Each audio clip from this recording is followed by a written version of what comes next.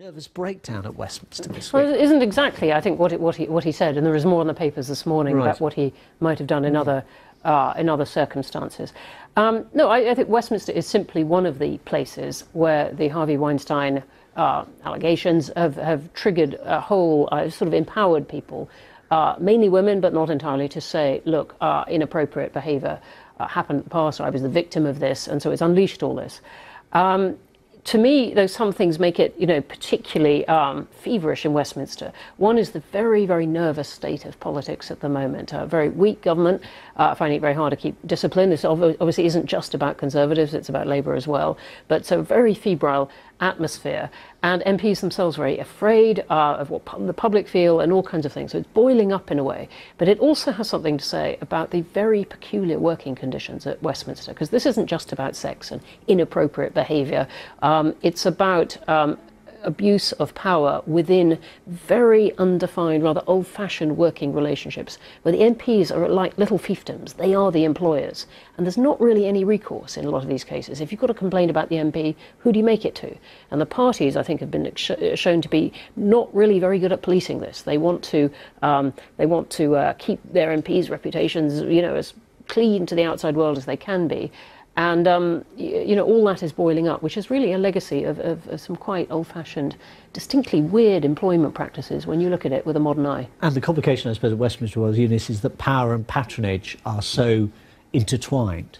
Yes, absolutely, absolutely. And this in the past has been used. The list that we've been talking about, this was a list drawn up by chief whips, and we're using this information to discipline MPs, to twist their arms, make them vote in the direction that the party leadership wanted, rather than using that information to say, well, actually, this behavior is really not on. So there is really a culture, a profoundly disturbing culture, masculine, some scholars would refer to this really distasteful, abusive culture towards women, towards younger employees, because this also affected young men, young researchers, that reflects actually the wider culture in which we live. And as Brown mentioned, this is a result of the lack of rules. There's no recourse, there is not an HR in the House of Commons that can police, that can monitor, that can issue guidelines.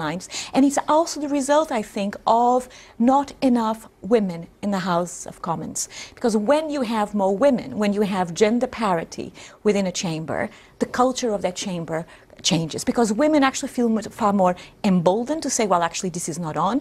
But men also behave better. They know that actually there's certain behaviour that cannot be accepted. Mark, is that something unique to the British political system? I mean, how would this compare with what has happened in France? Well, it's exactly the same in France, but in France you had not people not saying anything because no one will listen. You had a privacy law, and that privacy law allowed people to do terrible things. And I remember when I was at Le Monde, the main job was to cover the Minister of Finance. And the women reporter were harassed by a sexual predator was the minister. And they reported constantly to the editor, say, we can't do anything, he's a friend of mine, he's informing us. And that was Dominique Strauss-Kahn. So if something had been done then, we wouldn't have had the Sofitel incident. This was the incident in New York. Yeah. So it's exactly the same. It creates a culture in which you can't say anything. In that case, because the law potentially prevents you. In the case of Westminster Bronwyn, because actually it has sometimes suited the political organisations not to have this stuff exposed. Yes, or as we've been discussing, they've been using it for their own internal purposes, but not wanted it exposed publicly. And Does I think that make it credible then when they now all say we're going to have procedures? The Prime Minister Theresa May said no, there must be independent procedures. They're all going to meet on Monday to discuss a potential code of practice. I think she's right. That there needs to be an independent body on standards and a kind of a body for complaints. Now, there is something that was set called the IPSA, that was set up after the expenses scandal, but that only deals with pay and expenses. The standards bit of it was actually taken out of its remit at the last minute by MPs.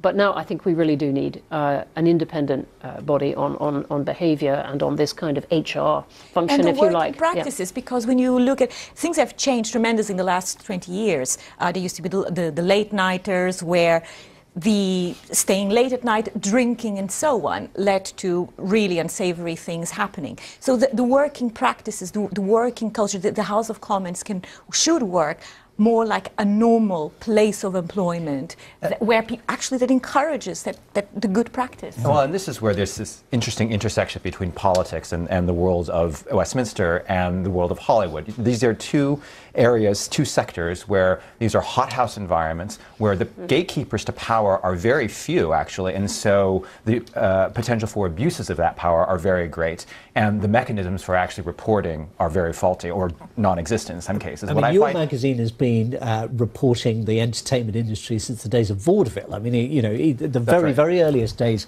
of film as well.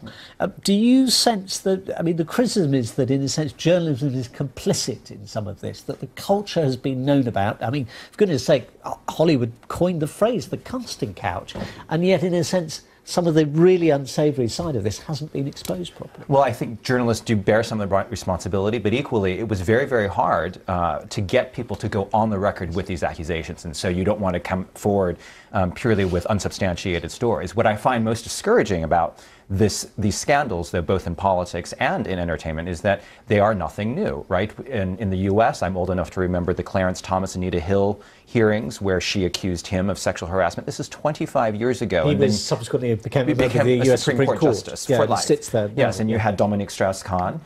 These are things that have bubbled up over the years, and they seem to burst into the national conversation. You think there's going to be measures taken to combat it, but they're not. Has the Me Too, hashtag Me Too, gone too far?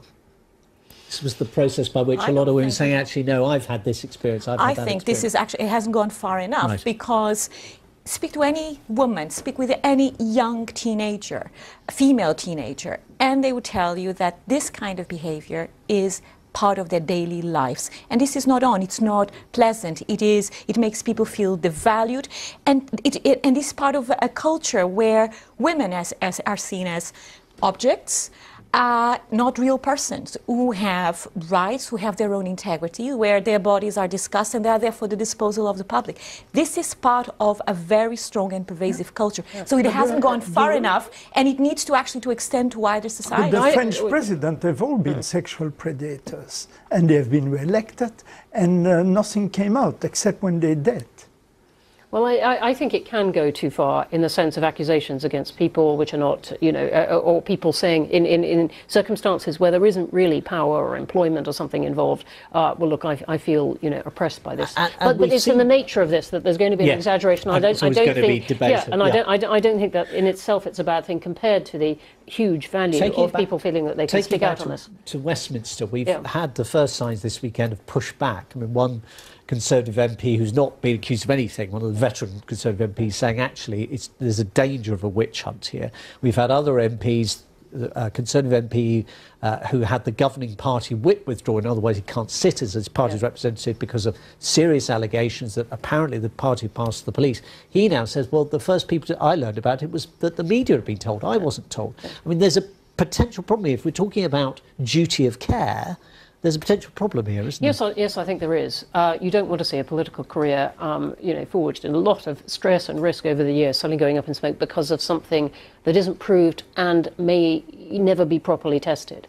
So I think this is where, you know, the procedures really matter, whether it goes to the police, but you want something else that's short of the police to be able to investigate these things and set some of them aside, because it's in the nature of it that there are going to be a lot of That's why the laws are so accusations. important. Yeah. That's why to have those procedures in place is so important, to protect also the people who are falsely accused of this behavior. Argument you hear at every scandal, there will be a witch hunt. It was the same with Jeremy Savile with the BBC.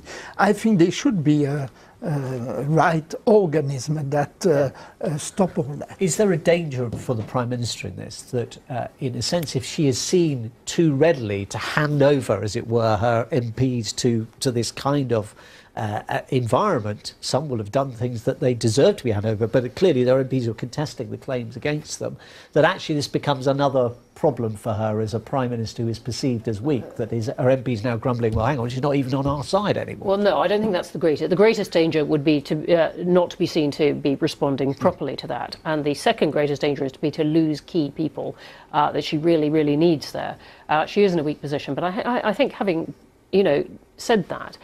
This is a you know, scandal that goes right across all parties. It's almost you know, equally balanced allegations. And she has done the right thing by saying, look, we need a proper body in Parliament. Let's meet next week to discuss exactly. And we all know, given what happened with the expenses, Henry, whether actually, as soon as it's set up, the MPs will start complaining about it, because that's exactly what happened with the independent expenses body. And as Bronwyn said, the standards bit was taken out. And that's equally a danger here, but I think we need a political earthquake for these kinds of institutional and cultural changes to happen. They don't happen very incrementally. Unfortunately, you need often trigger events to force these kinds of changes. And will it happen in Hollywood as well? I think it is. The snowball effect of these allegations have wrapped in so many other figures. It's no longer just Harvey Weinstein. This week we've seen Kevin Spacey. There's also Brett Ratner, another producer. So I think these are really beginning to emerge now. And the understanding that this is no longer a way to keep operating in Hollywood. You didn't frankly have the balls to put country before party.